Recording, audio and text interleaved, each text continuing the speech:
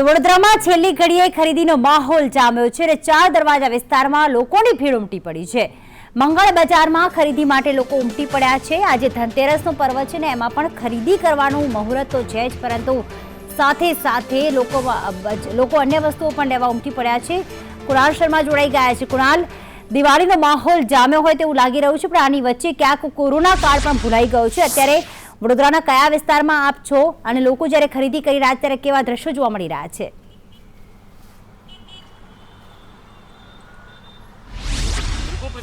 Corona કાળ વચ્ચેની આ દિવાળી આવી છે સૌ પ્રથમવાર, પરંતુ આજે જ્યારે છેલ્લો દિવસ છે ખરીદીનો, કારણ કે આવતીકાલે દિવાળી છે એટલે સ્વાભાવિક છે કે આજે મોટાભાગના લોકો પોતાની ખરીદીને આખરી ઓપ આપતા હોય છે।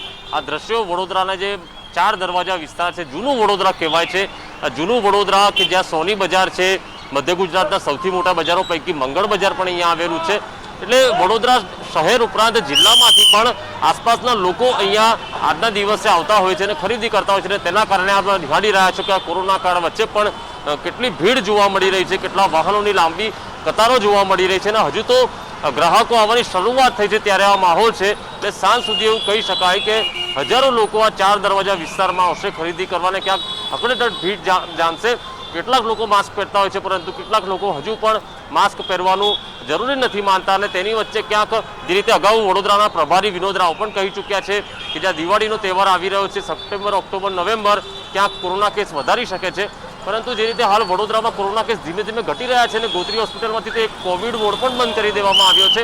1000 ઉપરાંતના જ કેસો હાલ વડોદરામાં એક્ટિવ કેસીસ છે અને જે રીતે મૃત્યુ પણ ખૂબ જ ઓછા બતાવવામાં આવે છે, ડિસ્ચાર્જ થયેલા દર્દીઓની સંખ્યા પણ વધારે બતાવવામાં આવે છે। એટલે કોરોના કાબૂમાં હોય તેવું હાલ તંત્ર જણાવી રહ્યું છે, પરંતુ જે રીતે આ ભીડ જોઈ શકાય છે, જો તકેદારી લેવામાં નહીં આવે તો હજુ પણ કેસો વધી શકે છે। પરંતુ જ્યારે તહેવાર હોય ત્યારે તહેવારોનો ઉત્સાહ સમગ્ર ભારત એ ઉત્સાહ માટે જ જાણીતું છે, કારણ કે તહેવારોનો દેશ છે ભારત અને આવતીકાલે જ્યારે દિવાળી છે ત્યારે સ્વાભાવિક છે કે આ ભીડ રહેવાની, પરંતુ ક્યાંક સાવચેતીની હજી પણ જરૂર છે।